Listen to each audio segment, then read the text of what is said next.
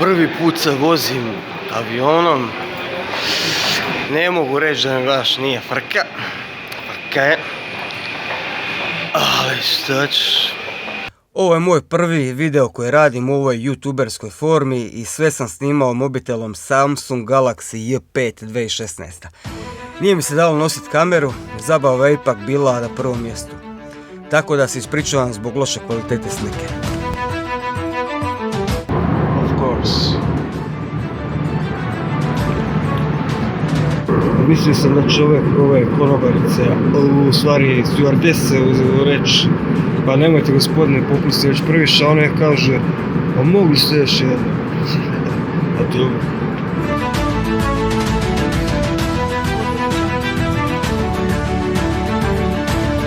Oslobodio sam se straha od letenja, skužio sam da su stewardese dobre konobarice, da je pivo u avionu sasvim super, a sad idem obići brendove. Dead easy, kromasni. Daj mecine, alkohola sita, šeće da vaš jebe, balkanska elita. Daj mecine, 11 sati na večer, a vani, evo, dan. Čudo ova Irska, dan. A šta radi naš Vjeko Berec? Saznajte u nastavu. Dobro Vjeko, šta radiš ti ovdje u Irsku? Evo ja došao u Irsku, debljam se. Pa vidim da. Pa zašto? Je žena. Žena, a? Nije žena još, ali ona je tam, više ona tamo šta ja. I ona kriva, a? Ona je kriva, da. Nisi ti. Znaš, naručiš picu, jedeš, zajebavaš se. Pojedeš cijelu picu, ona pojede komadić i onda žao ti baci picu. Ništa, pivo, rakija. Ne pije se puno, više radi se, ide se više ove vegetarijanske duhane se koriste nego ništa. To je. E, a čekaj, zašto si u biti ti došao tu u Irsku? Što misliš, šta kaj je falilo tamo kući? Pa nije mi falilo ništa puno, nego jednostavno želim bolji život, želim više novaca, želim nešto priuštiti se i to je to. Da. A zašto onda opet pišeš tu neke pjesme, ono, šta za ošto sviraš, šta tebe boli briga, ko tamo na Balkanu šta radi? Pa ja volim taj svoj Balkan. Šta sad ti, hoćeš novaca, a tam se trgaš? Ako mogu ovi naši, ovi državljani krast novca, možemo i mi koji nismo u državi. A šta ti bi, kako ti krast novca? Ja ću doći kod njih isto reći, ajde ja ću krast s vama, pa da vi mene naučite. Aha, to je plan. A malo ti je čudan plan. Je, uvijek je čudan. Čemu potreba da ti izabireš sad te teme? Dakle, to mi je malo znaš. Zašto sad ta tema? Zašto ne pričaš o pički ili nešto, znaš? Dobro, ne smiješ o ženi kao pički, ali ono, o ljubavi. Pa možeš napraviti čisto ono provokativnu lijepu pjesmicu o pički, recimo, znaš, neko nije čuo pjesmu baš ono doslovno o pički da opiše cijelu pičku. Ali gle, iskreno, gledam taj naš nepačeni narod, uvijek dođu te novine i kod nas i ako danas kad vidim da 80% ljudi nije glasovalo, mislim da ovakva nekakva tematika pjesme može sam pomoći narodu da se probudi, ništa odmačano. Ovo ti je Balkan! To je Balkan, u Irskoj. jedni drugi se ujedu govna ista, jedemo i mi, ali savjest nam je čista. Amar savjest nam je čista. Amar savjest nam je čista. Amar savjest nam je čista. Moram malo vikati. Dobro, šta si? Pička lijeba.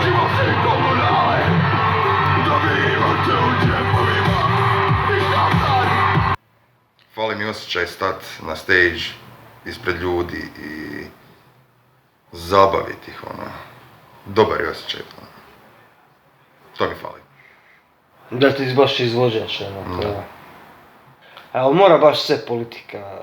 Pa politika kontrira svemu što bi, recimo, svi mladi voljeli imati, tako da nikad niš neće imati zato što politika kontrira svemu.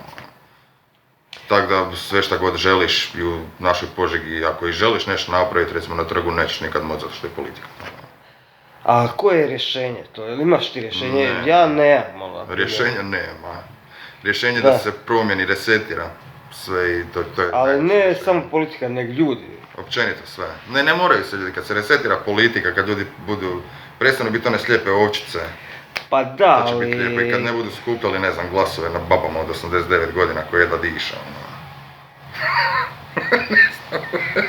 Čkalima materina.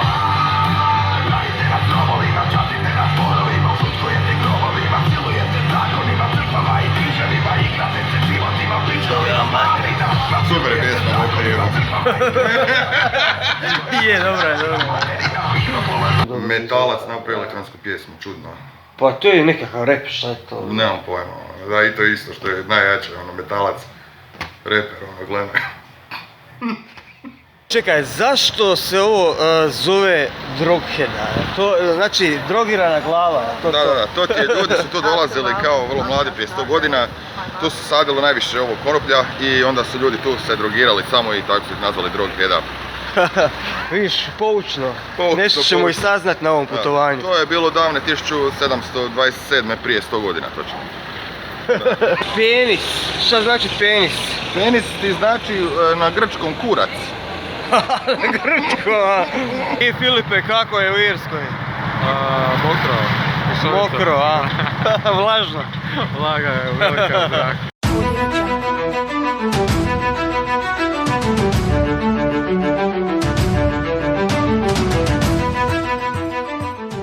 Znači nema puba, hotela, restorana, niti najgore birtije gdje nema Guinnessa.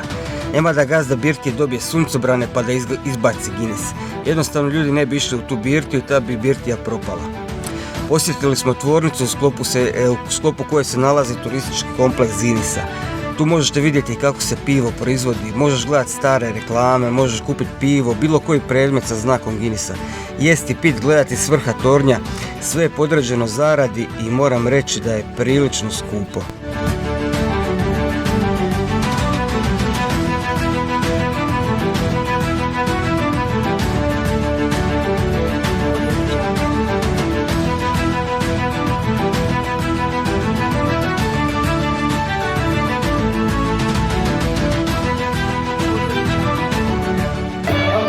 Get your hands in the air, get your hands clapping. Let's go.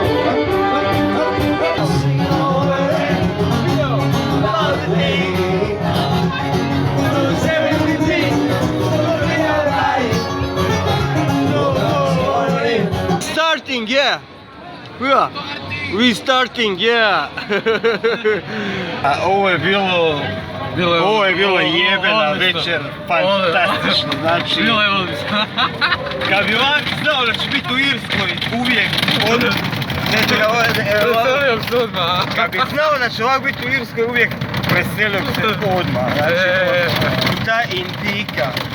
Znači, cijel dan sam mu pričao kako volim bijele djevojke, kako ne volim crne one ali sad indike. se predomislio. Ali ovo je bilo, znači, ovo je bio klasičan primjer. Ovo je bio klasičan primjer kad praksa pobije teoriju. Da, klasičan primjer predrasuda. Da, predrasuda. Znači, ali ovo je bila najljepša žena majke mi danas. Je, bila je predivna. bar je, ono, ako nije bila najljepša, bila je top 3. Je, istina. And I hope so that she will reply on my message and then I will talk with her and then I her again and that will she came in Croatia to holiday and to marry to me. And come to Požega. And come to Požega and we will live rest of the life near Vojna cesta and amazing. Bilo je jebeno, znači bilo je jebeno. I tako jebo 100 eura, jel tako? Jebo 100 eura, ovo je bilo... Jebo 100 eura, bez jaja. Može. Dubline moj, ona je ošla, ti si moj. Dubline moj. Dobro, ajde vidiš. Što je lijepo, kratko traje. Indika je otišla raditi u Google, a ja i Fica smo iz Dublina, koji je na istoku zemlje, otišli vlakom skroz na zapad u gradić Westport, gdje on radi. Osim pubova, Irska ima jako lijep krajolik.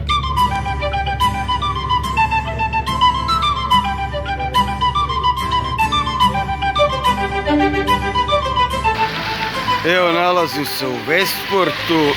To je inače grad koji je proglašen nekoliko puta najboljim gradom za život u Irskoj. Izgleda lijepo, kao da su ga hobiti gradili, onako sve nešto malo, lijepo. Jedini problem je ovdje što kiša neumoljivo pada non stop. Non stop.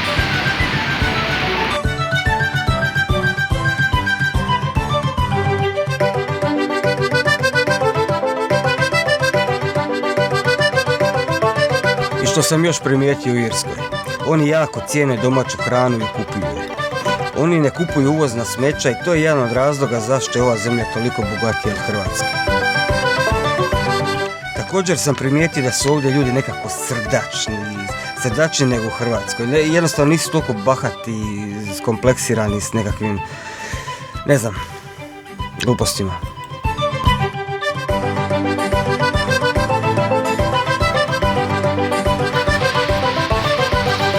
Znamenitost Westportska je Westportski zmaj.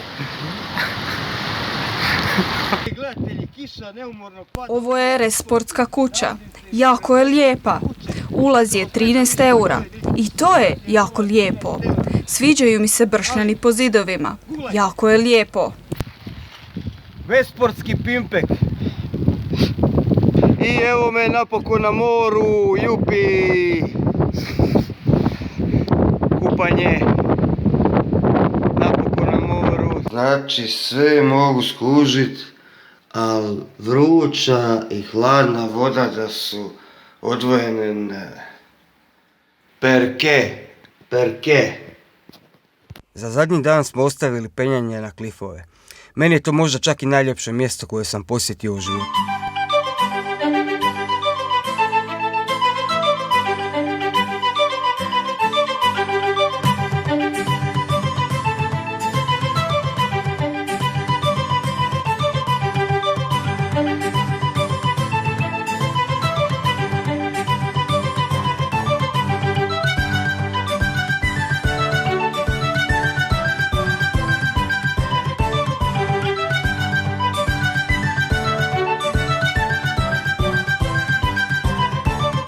Ovdje je jako lijepo. Sviđa mi se što su pašnjaci odmah uz liticu. Cijela je Irska ovako prekrasna, a ove krave sigurno daju odlično mlijeko. Pa mora da je i meso super. Pogledajte, samo pogledajte.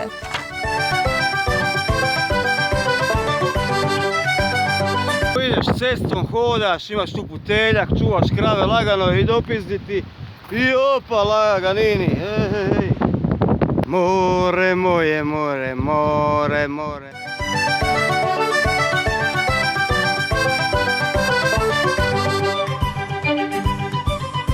Ovaj konj koji pase travu na nekoliko metara od litice dotrčao je sa više od 100 metara da ga podragam. Bio sam tako sretan da sam izvadio bananu iz torbe i dao mu cijelu neuguljenu. A nakon što je pojeo takvu neuguljenu bananu, uslijedio je šok. I počeo nešto tucati, tako sam se uplašio da mu se nešto nije dogodilo, onda sam googlao, hvala Bogu ima ovdje Google, konj smije jest banane.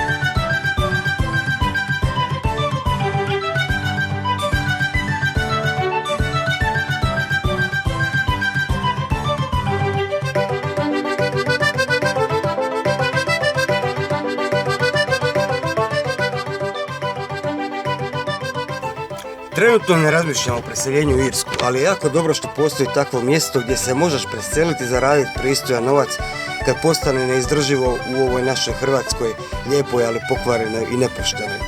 Sve u svemu za kraj mogu reći da je Irska jako lijepo mjesto sa srdačnim ljudima i nažalost kišovitim vremenom.